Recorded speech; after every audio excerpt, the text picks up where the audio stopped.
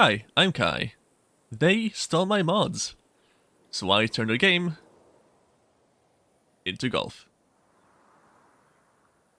Welcome to Stegolf. Now there's a lot to cover with this mod, so let's just start with the basic setup. Here under the enclosures UI, you'll find all the new buildings, but let's begin with just a spawner and a hull.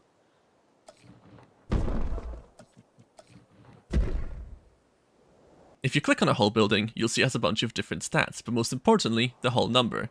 Now a hull is only considered complete if the Stegolf ball assigned to it falls into that hull, and that assignment is done through hull numbers, so let's set that up.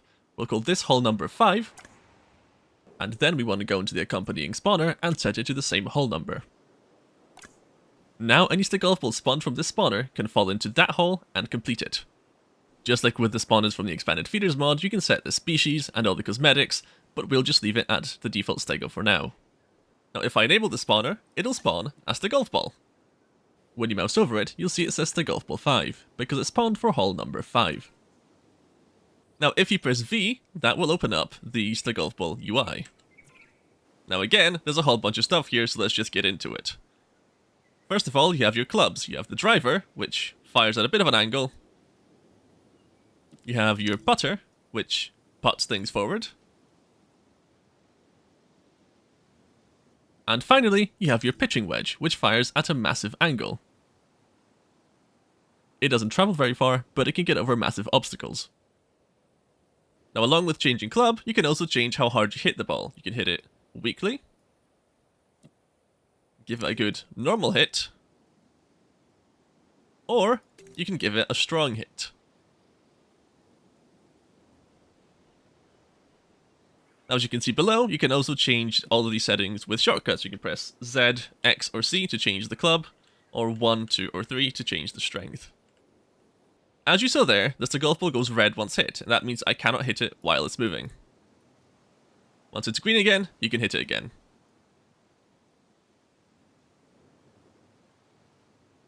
And finally, if you hit it into the hole, it'll go blue. And now you know the hull is complete. If you click on a hull, you'll see, yes, it is completed. It took this many hits, and it's this much over par. The strength with which you hit a Stegolf ball is determined by how far you drag your mouse. If I click here, and then drag out to the edge of my screen, you see it turns red, and that's the maximum hit strength. So I can tap it gently, or I can hit it quite hard. And how far you drag it is then multiplied by the hit strength you selected. And as I'm sure you can also tell, the direction with which it flies depends on the direction with which I move my mouse. So for example, if I move down, it'll fly forward. If I move right, it'll fly left. You can think of this as winding up the golf ball hit. So I'm winding up my club this way and then hitting it the other way. Now as you can also see, you can tranquilize or wake up any dinosaur to treat it as a golf ball. If I control click the strike, it'll fall down tranquilized, and I can then hit it.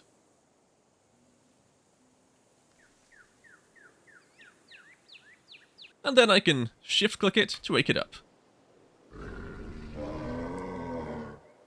Now this does get a little bit silly. You can, for example, store a hit by clicking on it, like this, and then control click it to knock it out and send it flying. Or you can send it flying and then wake it up mid-flight, which is a bit weird. You can reset each hull spawner pair by clicking deactivate and activate on the spawner, or you can alt-click on the stego, the spawner, or the hull. Clicking Control-Alt on anything in the course will reset the entire course, so all the hulls, all the stegos, everything you have set up. Now there is one more setting I ran out of space to show here, and that is a soft reset. Now you can see the Stegolf ball is stable here, it's green. If I hit it, it's no longer stable, it's red. Once it lands somewhere, it'll save this as its last stable position. If I then control click it, it'll reset to that position. So if it's flying somewhere and say gets stuck, I can control click and it'll reset to the last stable position.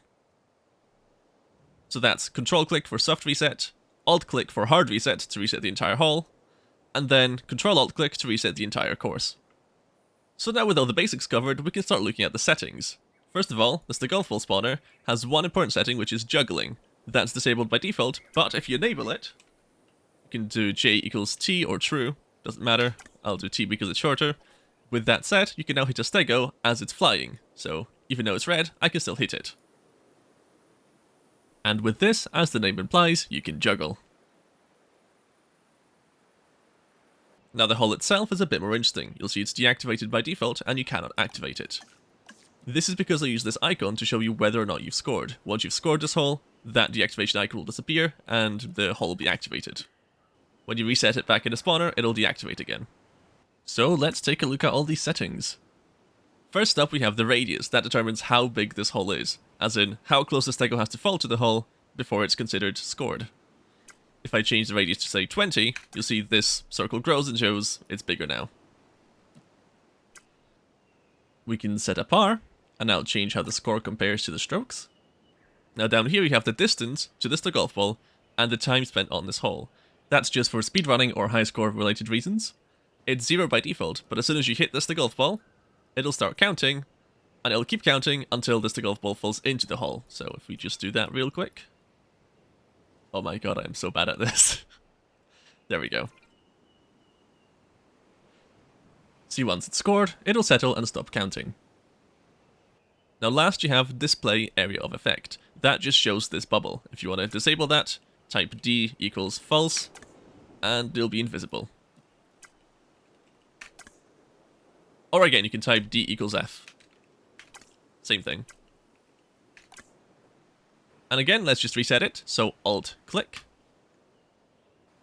And now with all of that out of the way, we can start looking at the really fun stuff, and that is hazards. So you have soft reset, hard reset, force, speed, and mirror. So without any further ado, let's spawn one of each and have a look at them. There's soft reset. There's hard reset. There's force. There's speed. And finally, there's mirror. Now first of all, you'll notice they all come with different signs. So a yellow sign for soft reset, a red sign for hard reset, a trike for force, a galley for speed, and a para for mirror. Now what do these hazards do? I'm sure you didn't ask. Well, let's have a look at that. First of all, let's activate them all, because they don't work when deactivated. And let's increase the radius, just to make them a little bit easier to use. So say 20 for each. First of all, let's have a look at soft and hard reset. They are pretty self-explanatory. I'm using my toolbox to move things, by the way. The highlighting, that's just a in-development build. You don't have that yet. You'll have that soon, though. So they work as the name implies. Soft reset, if you can't stego into it, it'll reset to the last saved position, which is now here. There you go, see it resets to the last saved position. If I move back a little bit, and then punt it in real hard, it'll reset back here. Hard reset resets it back to the spawn point. If I hit it in there, it'll reset back here. Next up, we have force and speed. Now the way force works is it exerts a force upon the stego, either outwards or inwards from the center, every frame. Speed just multiplies the speed of the stego, either slowing it down or speeding it up every frame.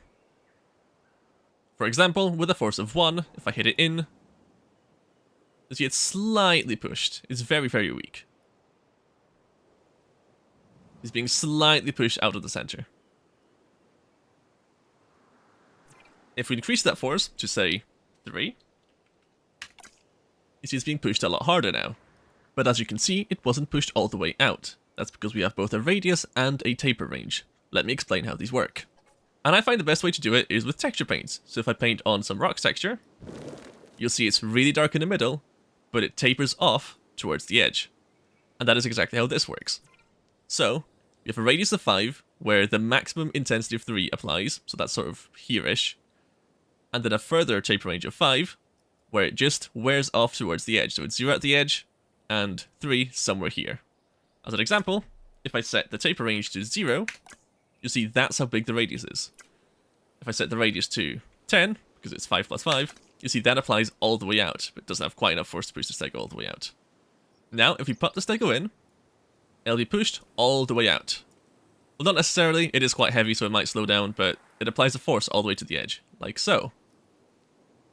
Even a tiny bit of an incursion, it'll be pushed out. If instead we set the radius to 0 and taper range to 10, now the intensity is maximum only in the very center, and it tapers off all the way to the edge. So if we hit it in now, you'll see it doesn't do too much until it's close to the middle. So like here, it's not too strong, here it's not too strong, in the middle, it's quite strong. And, as you might expect, you can set the intensity to be negative. So for example, if I set it to -3, now that'll pull the Stego in.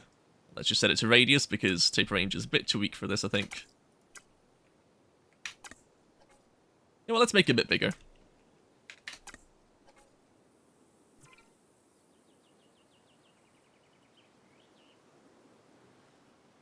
You see it was pulled in, into the center, and then orbited a little bit until it settled. If I try to hit it out very gently, it'll be pulled back in. Try to hit it a bit harder, so it doesn't get all the way out. And of course, you can use this as a gravity assist to curve the path of the Stegolf ball. For example. And of course, you can do similar stuff by setting it to positive. So I equals 3. And now it'll sort of reflect the ball out. So if I do this, you'll see it gets pushed out. Next up, speed. That is a pretty basic hazard. It just speeds up or slows down as the golf ball. So if we set the intensity to, say, 2, this will now add twice the Stego speed every second on top of the speed it already has. So, for example, so it gets a bit of a push there. Likewise, back the way. And of course, the higher the value, the harder it pushes. So at a value of, say, 8, it catapults the Stego forward. Come back here. Try to get out here. And of course, it works in reverse too. So if we set the value to, say, -5, you see it slows down quite a lot. The radius and taper range work the same way as in force, so that's making it a little bit complicated. Let's just take that out real quick. There we go. And finally, we have mirror. So if we set that to, say, a radius of 15, and we shoot the Stego at it, you'll see it bounces off.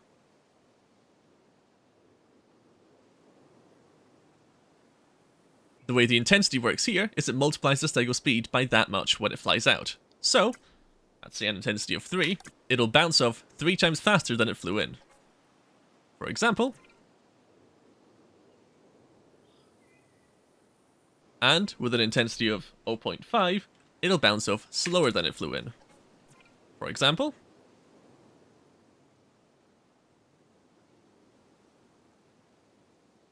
and as you would expect, you can have a lot of fun with this with my toolbox mod. So if you grab the force multiplier, you can start to move the Stego around a little bit in real time.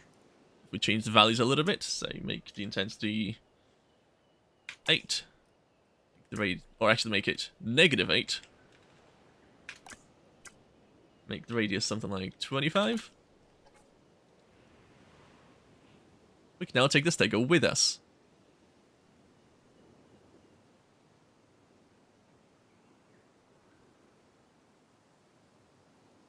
And even though I said finally, there are actually 2 more hazards that aren't in this menu, and that's because they are concrete walls and ponds of water. And both of these act as soft resets. So if I hit the Stego over the fence, so let's use a pitching wedge for this, normal strength, you'll see that resets as soon as it flies over the fence. And this, of course, extends infinitely, so anything you fence over will not be able to have Stegos fly over it. Water works very much the same way, but it's contact only. So, if I hit a Stego in here, it'll reset. But I can quite safely hit it over the water, and that'll be fine.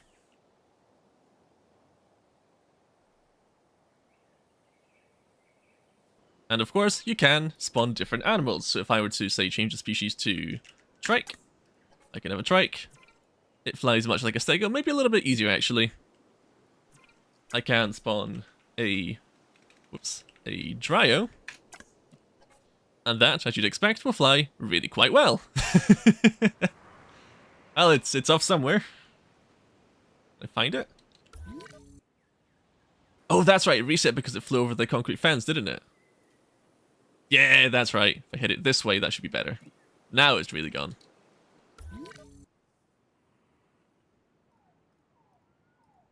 Let's join our Dryo space program. And, as I mentioned in the Stegolf settings, you can disable these area markers, so D equals F, and they'll disappear. It is easier to have them on, but you can, for example, if you want to, paint over them to show where they are. And then get rid of the dome. And with this, you can create all sorts of things. So for example, here's a little course I just made. It's not very good. It doesn't work very well. I didn't measure things out properly, but it's a good demo. So this here is where our ball spawns. Up here, we have mirrors that'll bounce it back. Down here we have force hazards that'll push the stego, or pull the stego rather, into the water. Here, we have force pushers that'll sort of push the stego out and force it all sorts of directions. And then we have a choice of path. So over here, you've got a mirror, and then that bounces off into 2 speed-ups. You've got a mirror down here if you want to try and bounce over. Or you have this little force-assisted thing if you want to try and fly over that way, with a bit of water at the end to make sure you don't overshoot.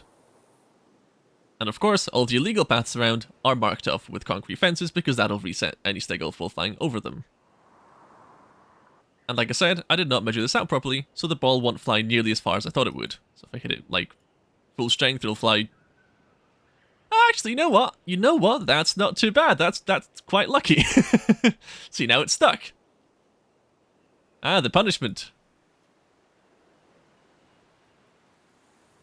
And as you saw there, even though the stego was green on the bank, it reset fully when hitting the water, and that's because I did not set the spawner up properly. See, it's set to 0, and 0 never works, by the way, it's just the default value. Set it to something higher, so I'll set it to 1. And that's because I set the hull to 1 as well. So now that it's properly set up, if I hit the water, it should reset properly. And of course, I've got juggling turned off. If I hit over into the water, hopefully, it's pulled in. There we go, it resets back up here. And that is about all I have to show you. Now, being the very kind man he is, Wonders GTA Gaming, or Ava, however you know him, has set up some courses to test this out on, so you can play on them. Of course, you can make your own courses, upload them to Nexus. One thing I'll say to keep in mind, though, is that it is frame rate dependent. So what that means is, the lower the frame rate, the faster the stego will fly. That is unfortunately not something I can do too much about, it's just how the game handles physics. So the way the physics engine works is it applies air resistance every frame, regardless of frame rate. It does not have a frame rate multiplier in it. So by default, all the maps are designed for 60 frames a second, and I'd recommend you try to do the same. Oh, one last thing I actually forgot to mention. If I just spawn a dinosaur, I'll do that with one of you. Cool. Let's do a Triceratops. They're quite fun, aren't they? Spawn one in. Deactivate that. All these hazards only work with Stegolf balls. So if I knock this trike out and push it in, you'll see obviously nothing happens because it's not a Stegolf ball. If I knock it in into this, also nothing will happen. That's just to optimize calculations so you don't calculate it against every dinosaur in the park, only against Stegolf balls. And of course by Stegolf balls I mean dinosaurs spawned with Stegolf, not stegos. So if this were a stego, it also won't work.